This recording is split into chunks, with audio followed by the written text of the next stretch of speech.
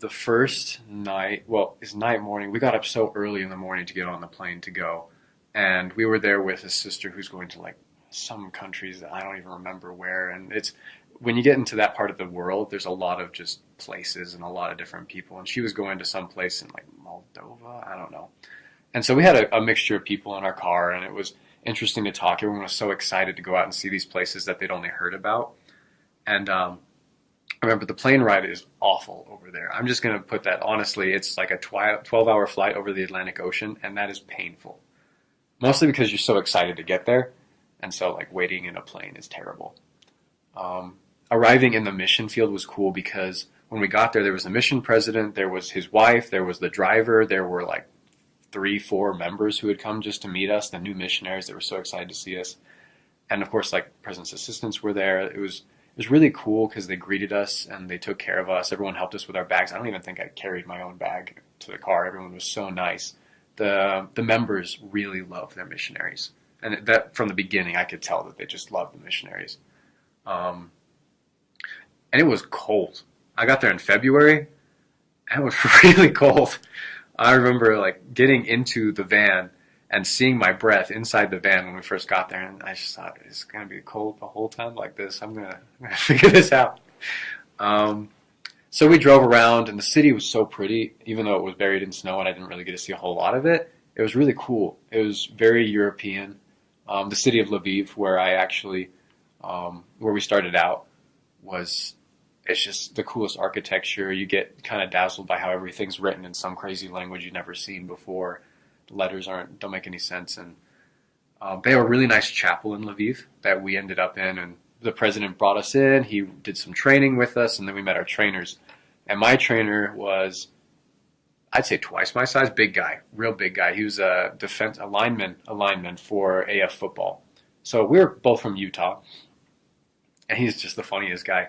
He's really into physical fitness. And myself, I'm like a musical guy. I'm a musician. So we didn't really like click there, but I was willing to work with him. And so I spent my first couple of weeks in the mission field just training he said we were going to train to run a marathon. With his last companion, he'd run over 300 miles with him in the transfer that they were together. And he intended for us to do that, I guess. So I was just training and I was learning how to do that. And so we'd run in the cold in February. And the mission is a lot different than you expect it to be, I guess. In the MTC, I thought it'd be this magical thing. We get there, we start teaching lessons, and I came into an area that was very slow. And so we had to find investigators. And at the time, we weren't allowed to go knocking doors. I think they changed that now, but we weren't allowed to knock doors. And so we street contacted in the snow for most of the day. And then we'd go visit a member or two, but the members were really nice, and we tried to make sure that they understood that we were here to help them, help their family learn about the gospel and their friends. And it can be slow going when you first meet a member because it takes a while for them to trust you. Once they do, they become your best friends, which was really cool. So my first week in the country kind of went like that. I was learning people's names, about them, how we can work with them. It's a lot of learning to become friends with people and learning to deal with some really hard changes. Before my mission, I'd never walked around in the snow for 6 hours trying to talk with people in a language I didn't know. You got to adapt. So I had this experience with a missionary. He was older. I really respected him because he knew the language very, very well. And he was very nice. I remember we were on splits one day, and I turned to him, I say, so as a missionary, how do you be the best missionary? And he looked at me and laughed. He said, how am I supposed to know? This is my first time too. So yeah, it's a learning experience for everyone. They're very upfront. If you're going to stop someone and tell them you want to teach them about Christ, they'll probably tell you, I already know about Christ. What do you have to tell me? They're very Christian people. They value the family. They do not like anything that kind of goes against the idealistic Christian views, And so things like I don't know, like homosexual marriage or things like that, that to them is they don't like that. And so when you talk with them, you have to make sure that you're very forward too. You have to help them understand exactly what you're thinking and what you're feeling because they don't like to hide things. On the other hand, if you really want to help someone feel the Spirit and you really want to get with someone like as a friend and help them understand these things, you have to help them trust you. There's a phrase that we had that was, a Ukrainian can smell insincerity from a mile away. So if you're not sincere, then you're not going to be very successful. So I guess that's why I say that you really need to focus on the Christ-like attributes. You need to be more Christ-like when you go out there, because they can tell, and it's real easy for them to tell. Overall, they appreciate humor. They're really funny people. They're the kind of people who will be your best friend for the rest of your life. I mean, I'm still friends with them on Skype, and they ask to talk with me all the time. They never forget a face. Like, they will see you. Like, if you contact a guy on the street, you have a good conversation with him, you see him a week later, he'll say hi to you. If it was a good conversation, he'll say hi to you. He remembers you. No problem. And they're just like that. They're really cool people. The members, if you were to say the members, and this is every Ukrainian actually, they're very strong with whatever they believe. So if they are a Greek Catholic, they are gung-ho Greek Catholic. They're not going to forget their religion, and they're all about it. If they are LDS, then they are LDS. I would say that's a general idea. There are a few exceptions, but they're very stuck on what they believe. Oh yeah, that makes it really hard. You should try talking with a Ukrainian Jehovah's Witness. That's hard. They're nice people. It's just so hard. One of the guys who I got the chance to baptize, coolest guy ever, but like 3 days before his baptism, he fell off a 3rd-story roof and broke his ribs.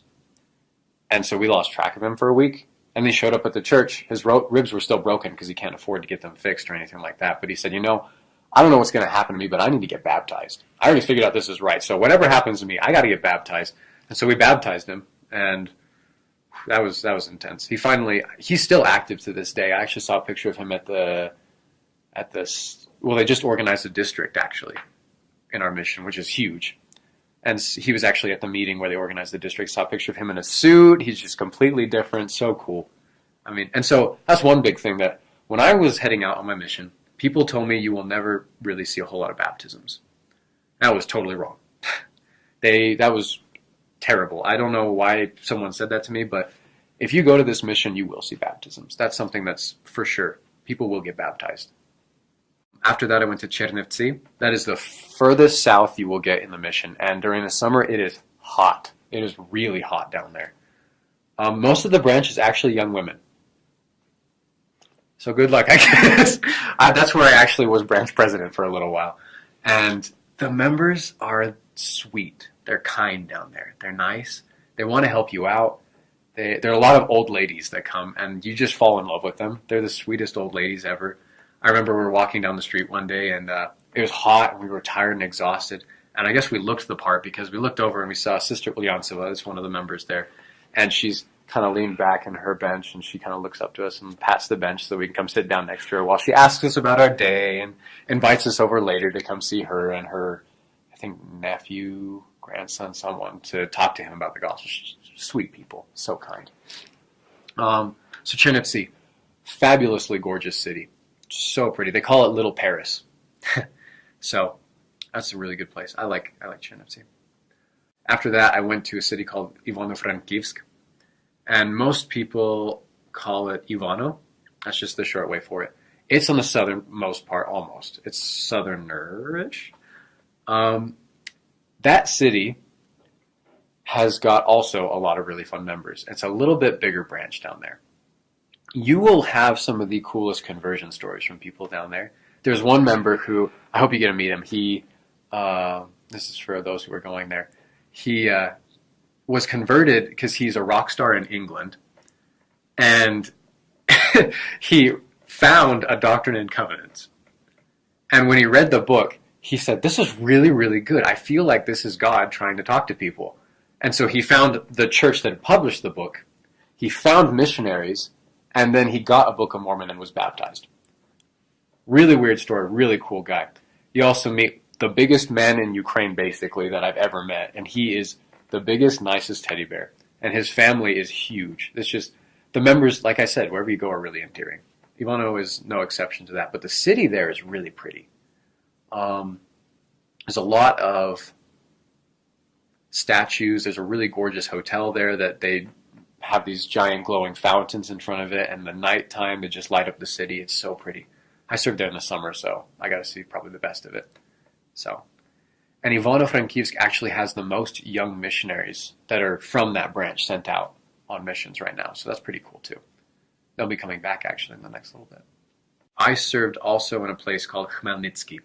There's not a shorter way to say that. Sorry, that's just how you have to say it.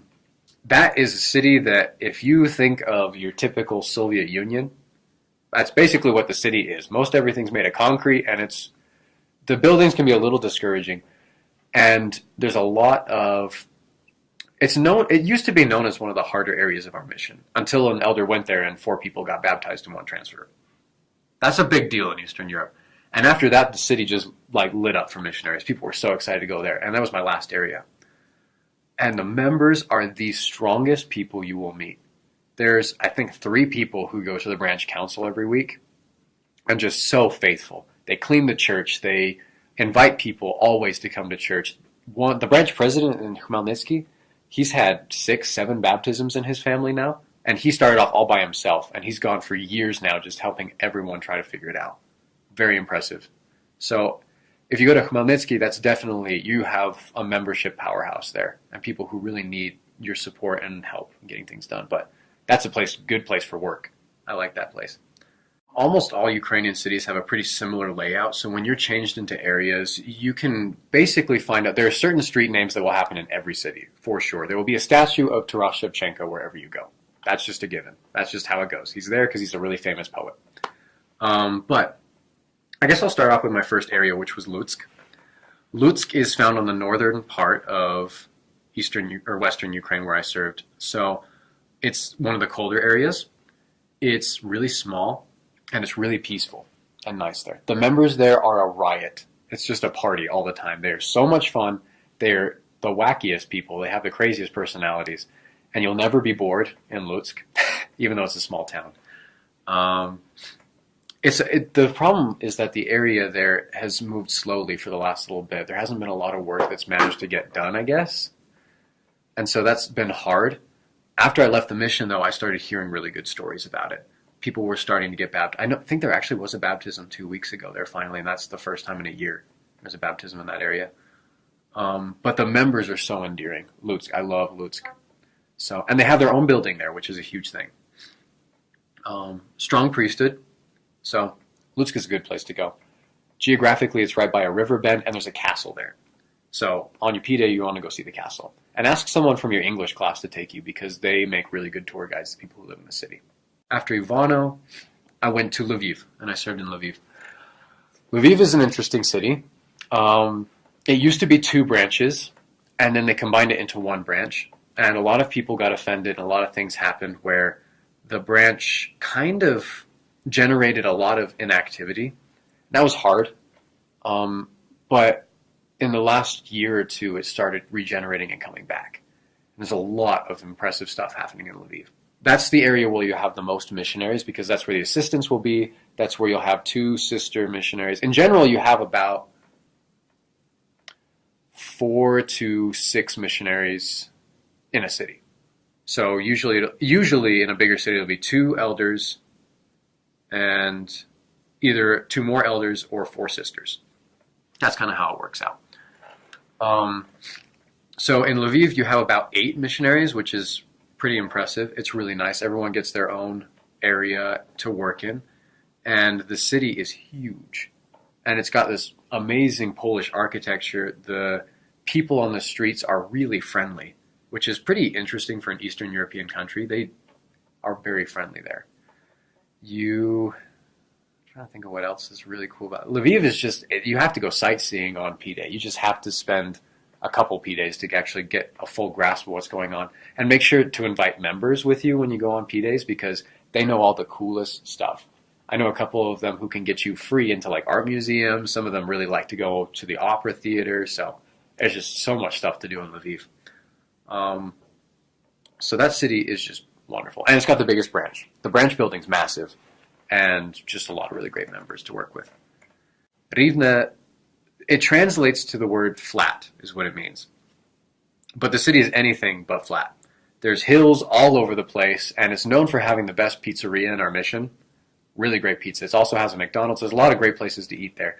And there are a lot of young people who are really interested in philosophy, interested in these theories. It's just a great place for meeting people who would be interested in learning about the gospel. The members there, I never served in Rivne, but I did get the chance to talk with some members on exchanges and meet with them, and they are the coolest people. A lot of them have had a lot of hard things happen in their lives. They've gone through, and that goes for every area, but especially here, they found ways to conquer some of the hardest stuff. They fought a lot of opposition in their city for the church, and they come out on top in a lot of ways. It was the first place I think we hosted a family history event where we invited people from all over Ukraine to come, and there was a real good turnout there. And it made people really like the church in that area. So that was really cool. So things are starting to look really bright in Rivne as well. I think that's all of our cities, if I'm not mistaken. There is one area that is, I'm not sure how to describe it. You don't ever really go there unless you're assigned by president to go and visit. We have a couple of African students who live in Ternopil, and you get to meet them if you're lucky, because they're the coolest people in the world. These African students who are studying medicine in the middle of Ukraine, who are faithful members of the church. It's just the most bizarre but coolest situation ever. Uzhgorod is on the other side of the Carpathian Mountains. And of all the cities that I've been to, I actually never made it to Uzhgorod. And I'm really sad about that because I heard it was the most beautiful city out of all of them. I heard about, there's these trees in Japan, I guess. They're like sakura trees. They're like these pink flower, whatever, that the petals float off into the wind in the springtime. They have those in Uzhgorod. Gorgeous city. And if you go there, you better be ready to definitely speak something that's not your mission language, whether it be Romanian, Hungarian, Russian, or Zakarpatska. There's like a language that comes from the Carpathian Mountains in that area, and it's just, no one has a clue, basically. And so you just grow up in that city knowing what everyone's saying, even though no one's speaking the same language. For missionaries, that's a really tough area for language, I guess. So it can be tough in that way. It's got a group there, not a branch yet. So there's still a lot of development happening.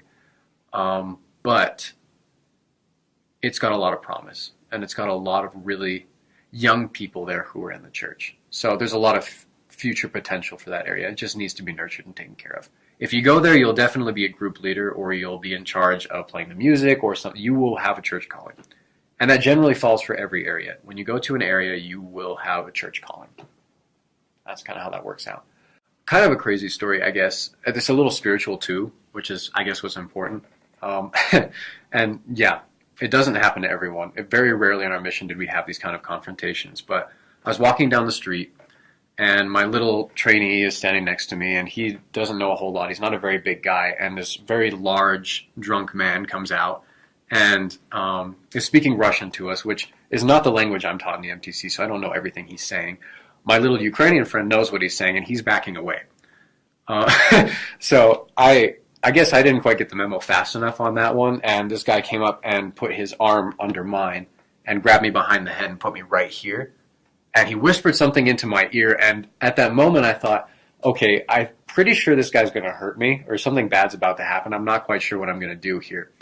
And he didn't sound very happy, so I kind of, you say a little prayer of like, okay, well, and I'm the kind of guy I like to do things, so I kind of said this prayer of, Heavenly Father, if I'm not supposed to start fighting or hit this guy or something, like stop me. And there was this feeling automatically of just be calm, don't do anything, nothing. So I stood there in the middle of the street. All these people are walking by, and this drunk guy who's speaking Russian to me has me by the head. And something happens where he just lets go of me and wanders off. And I stood there in shock, a little obviously surprised. And my little Ukrainian friend said, "What did you say to him? Like, how'd you get him to go away? He was ready to kill you. Like, he was going to beat you up." I'm like, I didn't do anything. And so it's cool because it was a crazy moment. And looking back, I don't know when I would have experienced anything like that otherwise, but that was a cool moment. It showed that Heavenly Father was willing to protect me no matter how weird things got. So there was this elder who had gotten up to he introduced himself at the pulpit, and he he says, we have a phrase of, "I'm very excited to be here," right? And he mixed up the word excited, which is kind of close, like not really though, with tasty. I said, "I'm really tasty to be here." And the whole audience starts laughing, thinking, "Oh, wow, like this new elder, this is funny." But the problem was that he didn't catch the mistake, and he said it a good 6 or 7 more times throughout his talk. So that one was pretty bad. Man. But I think the funniest thing you'll run across on our mission is the members. They have the greatest sense of humor. They're the funniest people. We had this one guy who he was a recently reactivated member, and we come into his house, and he's got these cats that he really loves. One of them's name is Reggie. Reggie's really cool. He's looks like Garfield.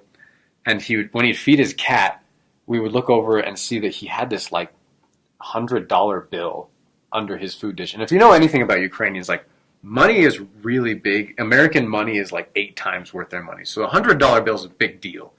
And so my companion kind of looks at me. I look at him like, what's money doing under the cat's food tray? So we ask him, we're like, because it's still awkward, but like, what's your money doing now? He said, oh, it's fake. He says, every time my friends come over from next door, I make sure that that's out so that they see it and they freak out. And they think, you have all this money in your house? It's like, he's just a funny guy. Ukrainians are interesting people, but they're way fun.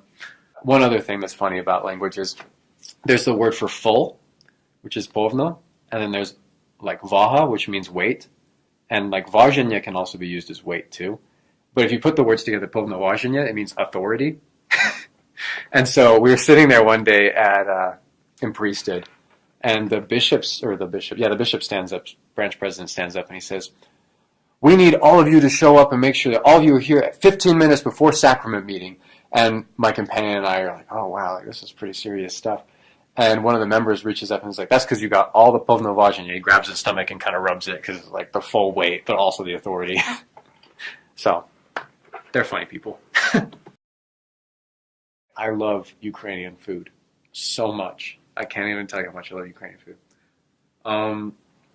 Anyone who's going to Ukraine, just be ready. I mean, as long as you like potatoes and you like beets and you like cabbage, you like vegetables in general, you're going to get a lot of that. I think the only thing that I was really scared of, there are a couple things I was scared of at first, but eventually they become something you like. They have this stuff called holodets. And it's like a meat jello. And the idea is, it's a meat jello. I mean, there's nothing good about it, really. And I've met a lot of Ukrainians who don't like it, a lot of them who do like it. The one thing you should never do is tell people you don't like holodets. Because the minute you say, I don't like holodets, someone says, that's because you never tried mine. And then you're invited over to try their holodets. So don't even talk about it. Avoid the subject altogether. When people ask you, do you like holodets? You're like, and just kind of like vaguely avoid that topic. You'll love it, though. Everything is delicious there. It's so good. For people who are from Utah, this will be really simple. It's like Utah, only really humid. So, like in Utah where it's 96 degrees, it's 96 degrees in Ukraine with 100% humidity. In the wintertime where it would be, in some winters here, like 10 degrees, it's pretty cold. It's 10 degrees out there with 100% humidity.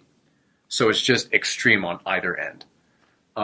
In the summer, it's really hot, and in the winter, it's really cold. So why do baptisms happen there? It's going to be, like my mission president said, he said, a lot of the time you'll feel like you're in a roller coaster ride, and it's fast and it's fun and things are happening, but you're not really in control. He said, your job is to make sure you hold on and make sure you stay inside the ride at all times. And that's kind of what I felt. As I stayed obedient and I just tried my hardest, things magically happened. Like, not magically, God is involved in it, but it seems like magic. It's just God organizes everything. So it was totally Him. It's just when you're obedient, He knows how to work. He knows you'll work with Him, I guess. I didn't have a single baptism where I could say that I found this person and I taught this person and I did anything really. I walked to the church that day and happened to run into someone who was really excited to talk to us. And they had really good feelings about our church. And then that person came to us and said, I had this strong feeling that I need to make changes in my life and I really want to listen to what you have to say. And there were moments where I just felt like I needed to tell them about certain principles, word of wisdom, law of chastity. And it just worked. And it was the Spirit the whole time.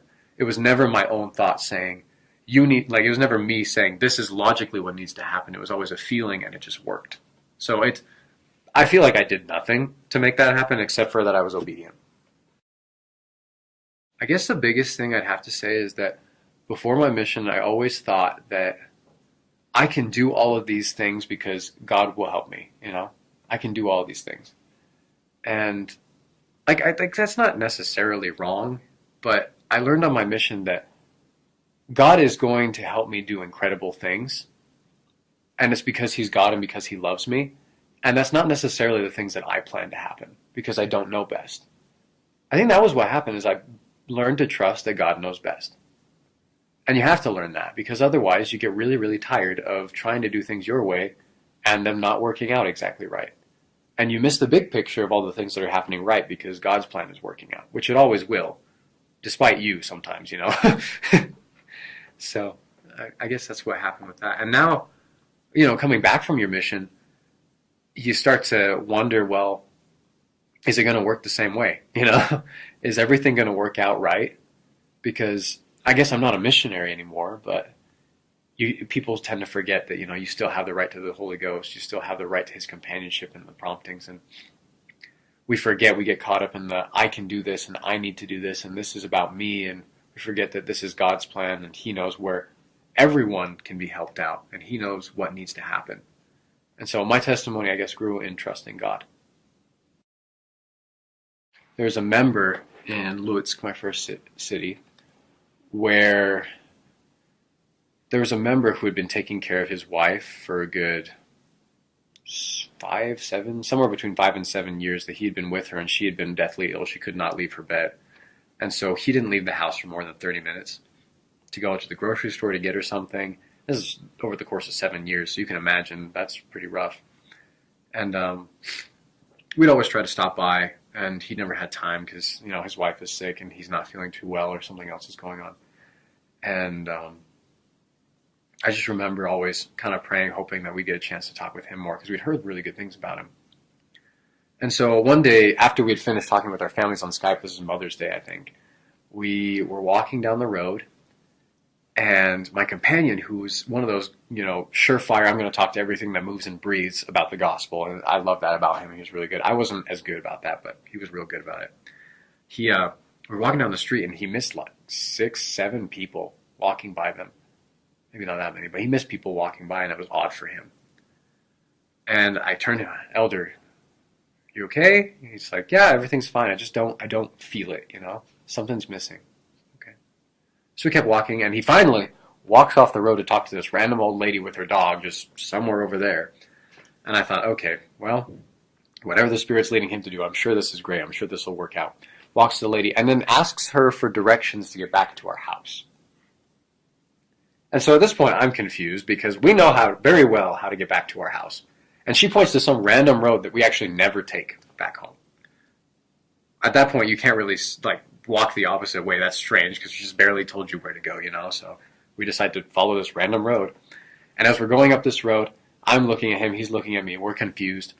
And we keep on walking. We turn left, which should lead us back to our house, and we actually end up going past this member's house. And as we're walking past his house, this woman yells to us and says, "Boys, I know you. You're from McCullough's church." He said, "Yeah, we're from his church." I said, "Well, I think you should know Nadia died today." And that was his wife. His wife had passed away that very day. In fact, within an hour of us walking by. And so she got us into the house. We went in, and he was so glad to see us.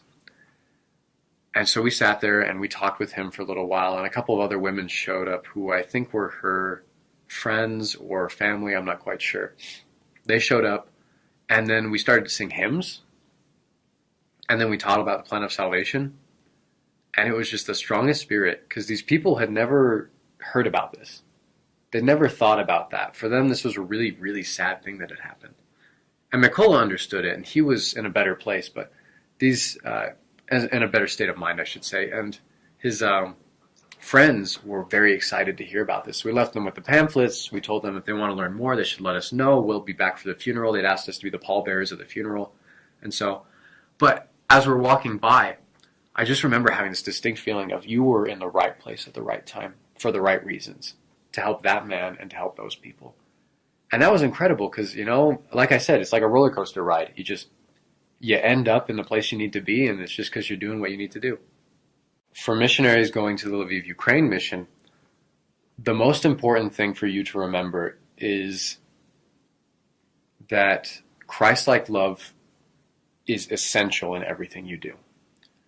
No matter how hard things get, no matter, I guess, how uncomfortable you are, how much you don't want to do something, or whatever may get in your way, remember that if you love people like Christ loves them, then you'll be able to not only survive your mission, but you'll be able to learn a lot from it. You'll become a new person.